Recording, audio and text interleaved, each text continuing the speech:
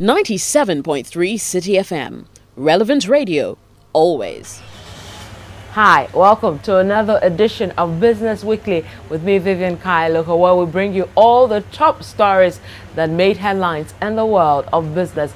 Coming up in this week's edition, Securities and Exchange Commission commences investigations into ADB's IPO. Also, the Managing Director of Standard Chartered Bank, Kweku Bedu Jr. risks going to jail for contempt. Also, coming up in this edition, Ghana passes its third review test under the IMF program.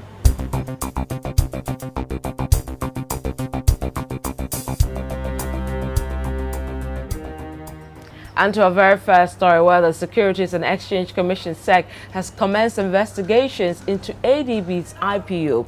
Now, it follows the inability of the board of directors of the bank to approve offer results submitted by the financial advisor as well as the lead sponsoring broker, which is IC Securities. Now, a statement from the Securities and Exchange Commission copied to Citi Business News said all activities in relation to the IPO have been suspended until the outcome of the investigation.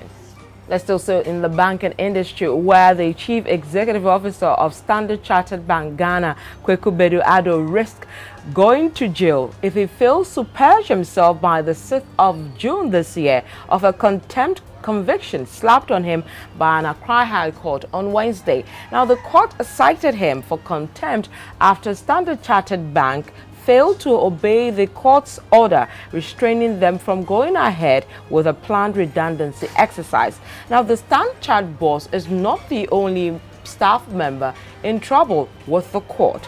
Now, the bank's head of HR West Africa, Rosie Ebi-Arthur, has also been cited in the contempt case. She, together with her boss, are to pay 20,000 cedis each by June 6th or be imprisoned for 21 days.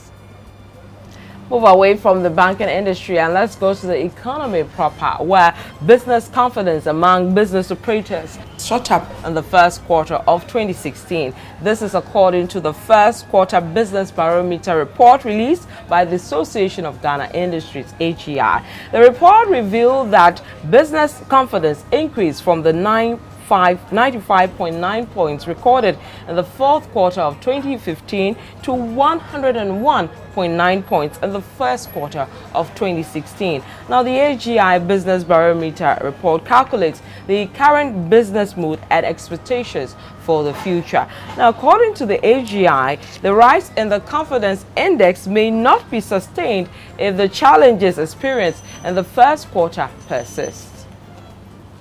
Still on the economy, and inflation for the month of April 2016 sharply declined to 18.7% compared with the 19.2% recorded in March of this year. Now, according to the Ghana Statistical Service, non-food inflation increase in utility, transport and education accounted for the decrease. Now, the Consumer Price Index measures the change over time in the general prices of goods and services that households acquire for the purpose of consumption.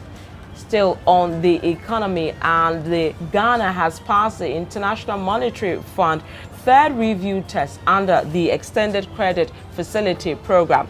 Now, according to the IMF, Ghana's performance is satisfactory. The IMF, which began the review 2 weeks ago, says most of the targets reviewed in the period up to December 2015 were met. Now, Ghana last year entered the ECF program with the IMF, which will see the fund dish out $940 million to Ghana in 3 tranches. Let's go to the oil and gas industry, where President John Mahama has disclosed of government's intention to build another refinery within the Tema Oil Refinery enclave. Now, according to him, the move will enable Ghana become a downstream petroleum hub, as it will increase its distribution of petroleum products within the sub-region. Now, the president's comments follows the resumption of operations at the oil refinery for about 4 months now. The company also recently announced it had made a profit of $800 million between February and April this year, citing the conversion of debts to bonds. Meanwhile, Trinidad and Tobago has expressed interest in building Ghana's next gas processing plant.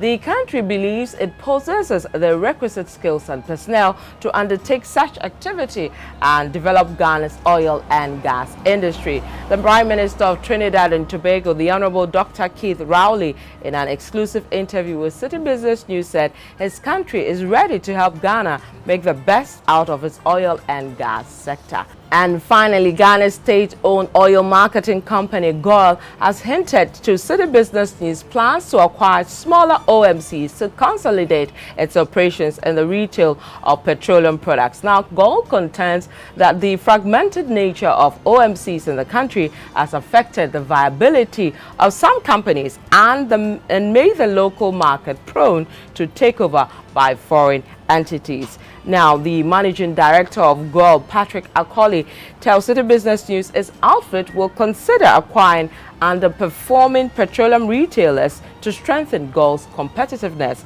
in the oil and gas industry. And that's it for this edition of Business Weekly with me, Vivian Kai Lokko. Thank you for tuning in. See you next week. Bye-bye.